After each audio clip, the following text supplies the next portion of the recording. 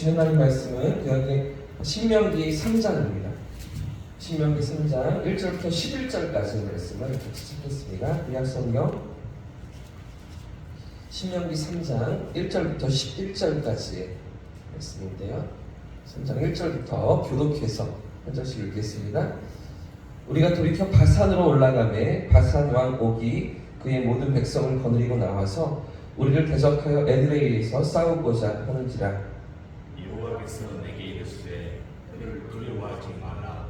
내가 그와 그의 모든 백성과 그의 땅을 내 손에 넘겼으니 네가 헤스본에 거주하던 아모리 족속의 왕 시온에게 행한 것과 같이 그에게로 행할 것이라 하시고, 우리 하나님 여호와께서 바산 왕 옥과 그의 모든 백성을 우리 손에 넘기시니 우리가 그들을 쳐서 한 사람도 남기지 아니하였느니라. 그때에 우리가 그들에게서 빼앗지 아니한 성읍이 하나도 없이 다 빼앗았는데 그 성읍이 60이니 곧 아르고 온 지방이요 바산에 있는 옥의 나라이니라. 그 모든 성읍이 높은 성벽으로 둘러있고 문과 빗장이 있어 견고하며 그 외에 성벽 없는 고을이 심히 많았느니라. 우리가 헤스본 왕 시온에게 행한 것과 같이 그 성읍들을 멸망시키되 각 성읍의 남녀와 유아를 멸망시켰으나 다만 모든 가축과 그 성읍들에서 탈취한 것은 우리의 소유로 삼았으며 그때에 우리가 요단강 이쪽 땅을 아르논 골짜기에서부터 헤르몬 산에까지 아모리 족속의 두 왕에게서 빼앗았으니 헤르몬 산을 시돈 사람은 시련이라 부르고 아모리 족속은 스닐이라 불렀느니라. 우리가 빼앗은 것은 평원의 모든 성읍과 기가 온 땅과 바산의 온 땅, 곧 옥의 나라 바산에서 살르가와 에드레이까지이니라. 11절 같이 읽겠습니다. 르바임 족속의 남은 자는 바산은 옥분이었으며 그의 친산은 친산이라. 아직도 암몬 족속의 라빠에 있지 아니하냐. 그것은 사람의 보통 규빗으로 재면 그 길이가 9규빗이요 너비가 4규빗이니라. 아멘. 할렐루야. 할렐루야. 오늘도 하나님께서 말씀으로 우리 삶에 인도하실 줄 믿습니다. 지난주 토요일부터 모세오경의 이제 마지막 성경이죠. 신명기 본문에 드러나고 있는데 오늘은 3장, 4장 말씀을 함께 통독하게 됩니다. 성경에서 특히 신약 성경에서 모세와 율법과 이렇게 언급될 때 그때 모세오경을 얘기하는 거죠. 구약을 얘기할 때 모세를 대표할 때 모세오경을 5권의 성경을 얘기하고요. 율법과 이렇게 얘기할 때 오경을 얘기하는 건데 그러면서 선지자들과 하면 선지서들을 얘기하고 그런 이제 시가서들 시편과 이렇게 얘기할 때 큰 덩어리로 창출 내민신 5권의 성경 중에서 이제 마지막 신명기 말씀을 우리가 살펴보게 됩니다. 이 신명기는 이제 약속의 땅에 들어갈 이스라엘 백성들에게 다시 한번 하나님을 기억하라, 하나님의 명령을 기억하라 이렇게 권면하는 당부하는 모세의 설교로 되어 있는데요. 모두 3편의 설교가 담겨 있습니다. 1장부터 4장까지가 첫 번째 설교고요. 5장부터 이어지는 두 번째 설교가 있고 마지막에 세 번째 설교까지 이어지면서 33장의 모세의 축복, 이스라엘 백성을 향한 모세의 축복, 그리고 34장의 모세의 죽음 이렇게 마무리되어지는 신명기 말씀으로 이어지면서 그 다음에 여호수아와 함께 이제 새로운 믿음의 세대가 가나안 땅을 정복하는 스토리로 이어져 가게 되죠. 그래서 신명기라는 말의 뜻이 계명을 거듭하다 또는 계명을 되풀이하다 이런 의미입니다. 이미 하나님 주신 계명이 있었죠. 시내산에서 주시고 백성들에게 하나님께서 명령하신 계명이 있었습니다. 근데 그 명령을 다시 한번 가르치고 또다시 언급하고 또다시 되풀이하는 게 오늘 신명기서 말씀인데 그 계명을 이스라엘 백성들에게 설교 형식으로 모세의 설교 형식으로 전달하고 있는 것인데 1장 말씀을 같이 한번 말씀을 좋겠습니다. 첫 시작 이렇게 되는데요. 1장 1절 말씀을 보십시오. 1장 1절 같이 한번 읽겠습니다. 시작. 이는 모세가 요단 저쪽 숲 맞은편에 아라바 광야 곧 바란과 도벨과 라반과 하세롯과 디스합 사이에서 이스라엘 무리에게 선포한 선포한 말씀. 말씀이죠. 설교한 말씀. 하나님의 마음으로 그 백성이 어떠한 믿음을 가지고 살아가야 하는지 모세가 전한 그런 설교 형식의 말씀이죠. 자, 그 중에서도 오늘 우리가 살피고 있는 1장부터 3장까지의 말씀은 신명기 서론에 해당하는 부분입니다. 하나님께서 어떻게 여기까지 인도해 오셨는지를 하나하나 뒤집어보고 있습니다. 그게 1장과 2장 그리고 오늘 3장까지 이어지는 말씀인데요. 여러 지명들이 나오죠. 여러 민족들이 나옵니다. 이런 민족들을 정복하게 하시고 이런 민족들의 땅을 차지하게 하시며 이런 것들을 지난 38년을 하나님이 인도해 오셨음을 돌아보는 그런 사건들인데요. 그렇다면 왜 모세는 이스라엘 백성들에게 지난 이야기를 이렇게 언급하고 있을까요? 왜 다 지나간 옛날 이야기를 다시 하고 있는 것입니까? 그 이유는 출애굽 1세대가 다 죽었기 때문입니다. 지금 이스라엘 백성들은, 지금 남아있는 그 백성들은 광야에서 새롭게 태어난 두 번째 세대이기 때문이죠. 홍해를 건너고 또 만나가 내리는 것을 처음으로 목도하고 메추라기를 먹이시고 반석에서 물을 내시는 그런 하나님을 경험했던 출애굽 세대는 다 세상을 떠나고 광야에서 태어났던 새로운 세대 혹은 출애굽할 때 어린 유아들이었던 미성년이었던 그런 백성들이 남아있기 때문입니다. 자, 2장 14절 말씀이 그런 대목을 우리에게 전달하고 있는데요. 2장 14절 말씀도 같이 한번 읽어보겠습니다. 시작. 가데스 바네아에서 떠나 세베 시내를 건너기까지 38년 동안이라. 이때에는 그 시대의 모든 군인들이 여호와께서 그들에게 맹세하신 대로 진영 중에서 다 멸망하였느니. 그 시대 군인들이 다 어떻게 되었다고요? 그죠?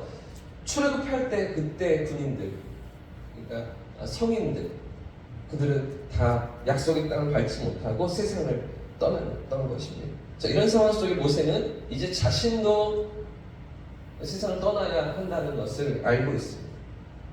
하나님께서 모세도 부르시며 모세도 가나안 땅을 밟지 못할 것이라고 이미 말씀하셨기 때문에 이제 남겨진 그 이 세대가, 광야에서 태어난 새로운 세대가 그 약속의 땅을 정복하고 취해야 하는 그런 상황 가운데서 그 백성들에게 당부의 말씀을 세 편의 설교로 전달하고 있는 것이죠. 그런 가운데서 2장에서 모세는 여러 민족들을 언급하고 있습니다. 세일산에서 에돔 민족과 맞닥뜨렸던 그런 사건을 얘기하고요. 모압 민족과 또 전쟁을 치렀던 얘기를 합니다. 또 암몬 족속과의 전쟁도 얘기하고요. 헤스본 왕 시온과 싸웠던, 치열하게 싸웠던 또 아모리 족속과의 싸움까지 이런 일련의 사건들을 2장에서 계속해서 나열하고 있는데요. 자, 그리고 그 하이라이트가 오늘 3장입니다. 여러 민족들과 싸우면서 여기까지 왔는데 그 중에서도 가장 큰 싸움은 뭐 예를 들면 이런 거죠. 뭐 한산 대첩 뭐 이런 겁니다. 명량 대첩 이런 겁니다. 그 큰 싸움의 그 전투가 바로 오늘 3장 우리가 읽었던 바산이라는 나라와 싸웠던 바산 왕 옥과 싸웠던 그런 전투였던 것이죠. 그래서 이 전투가 아주 의미가 있고 아주 큰 사건이고 이 사건을 아주 되짚어보면서 새롭게 태어난 세대에게 용기를 주기 원하였고 믿음을 갖기를 원하였던 그런 모세의 설교였던 것입니다. 자, 3장 말씀으로 넘어와서 3장 1절과 2절 말씀을 같이 한번 더 읽어보겠습니다. 3장 1절과 2절입니다. 시작. 우리가 돌이켜 바산으로 올라가매 바산왕 옥이 그의 모든 백성들을 거느리고 나와서 우리를 대적하여 에드레이스에서 싸우고자 하는지라. 여호와께서 내게 이르시되 그를 두려워하지 말라. 내가 그와 그의 모든 백성과 그의 땅을 내 손에 넘겼으니 내가 헤스본에 거주하던 아모리 족속의 왕 시온에게 행한 것 같이 그에게도 행할 것이니라 하시고 아멘. 바산 지역은 이 갈릴리 동쪽에 있는 지역입니다. 그러니까 모압 평지가 요단 동편에 있는데요. 그 평지보다 북쪽에 있는 지역이 바산 지역이었습니다. 그러니까 이미 남부의 지역들 또 모압 동편의 지역들 이런 지역들은 다 차지를 하였고요. 이런 민족들과 다 전투가 끝난 상황이고요.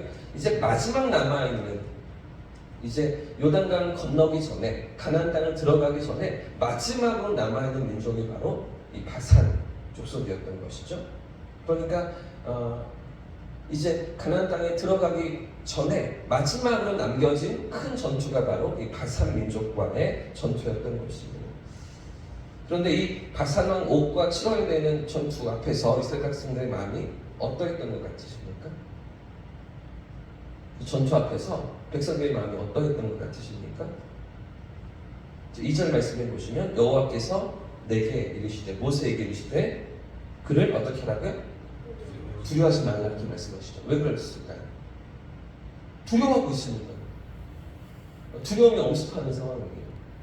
지금까지도 전투를 다 이겨왔는데도 그런데도 불구하고 이 바산 족속 앞에서는 감히 엄두가 안 나는 거죠. 그럴 만한 이유가 있었던 것 같습니다.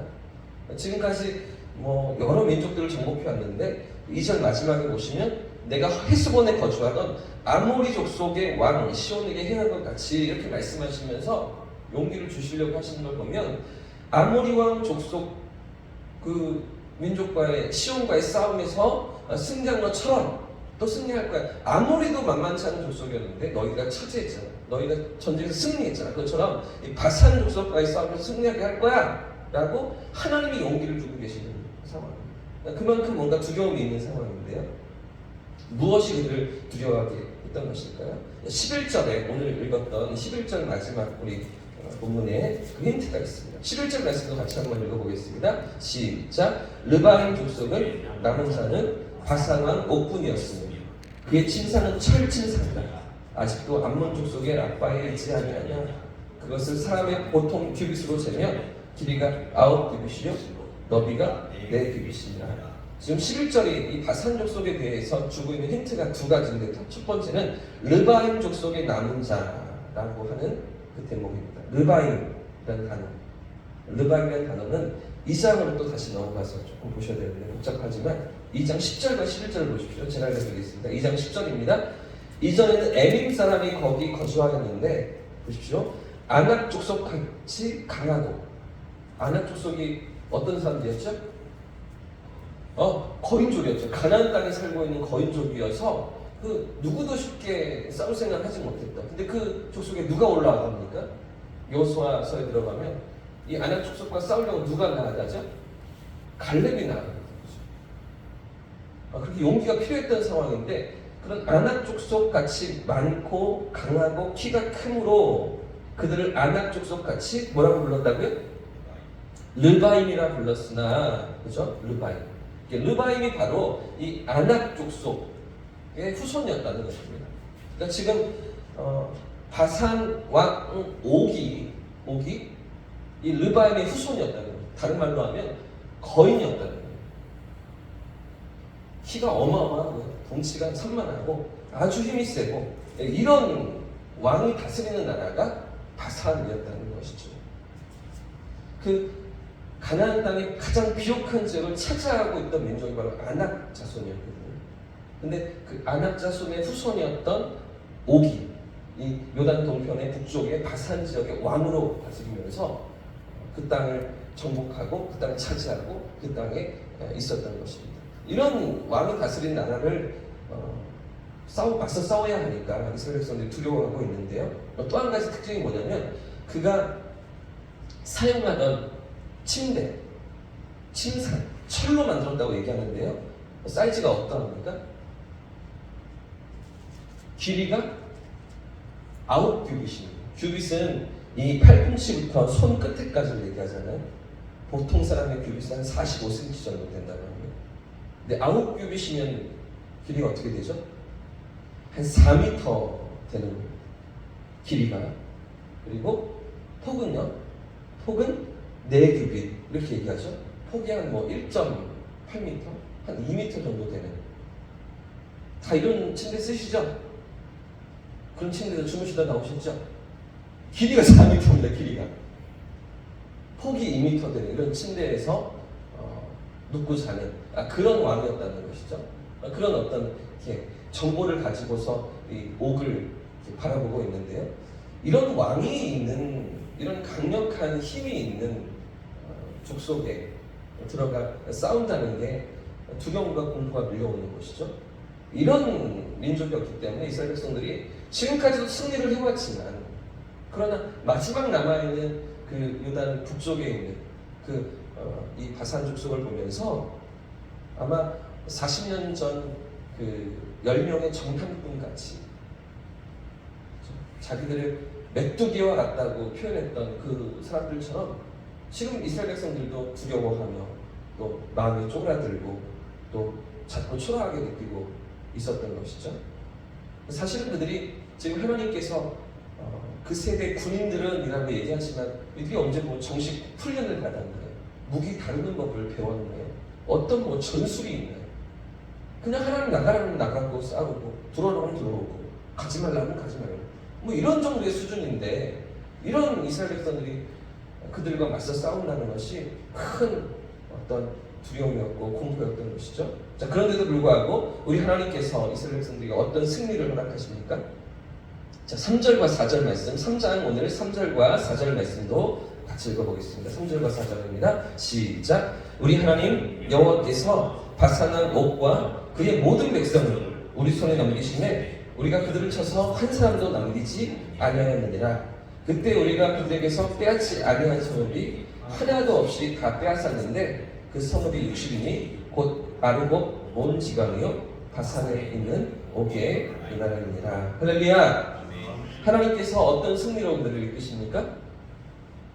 완전한 승리를 거두게 하시는 것이죠. 한 사람도 남김없이 다 그렇게 무찌르게 하시는 완전한 승리를 주시는 것입니다. 그에게 속해있던 그 바산에게 속해있던 모든 성읍을 빼앗아 주시며 그 모든 영토를 다 차지하게 하시는 그런 하나님이셨던 것입니다.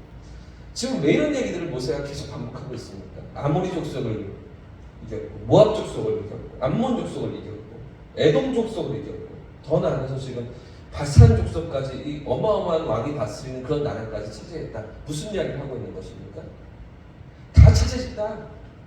다 정복했다. 하나님이 다 주셨다. 요단 동편이고 이제 남아있는 요단 서편이고 이제 요단을 건너서 너희가 들어갈 그 땅에 들어가서 하나님과 함께 정복하는 것이죠. 하나님과 함께 믿음으로 나아가는 것입니다. 두려워하지 말고 물러서지 말고 주저하지 말고 하나님이 약속하셨으니 하나님이 함께 하시니 하나님이 주시는 그 땅을 믿음으로 정복하며 믿음으로 전진하라. 모세는 당부하고 있는 것이죠. 그 모든 이야기가 이 세 편의 설교입니다. 계속해서 과거를 회상합니다. 계속해서 지나온 시간들을 되짚어 봅니다. 하나님이 어떻게 인도하셨는지, 하나님께서 어떻게 독수리 날개를 업으셔서 여기까지 38년을 지나오게 하셨는지, 어떻게 모든 위기 상황 속에 어려움 속에 그들을 건지시며 도우시고 지키시고 보호하시며 여기까지 인도하셨는지, 그 하나님의 손길을 기억하면서 너희의 살아갈 그 삶의 자리, 너희가 감당해야 될 모든 과업들을 믿음으로 감당하라.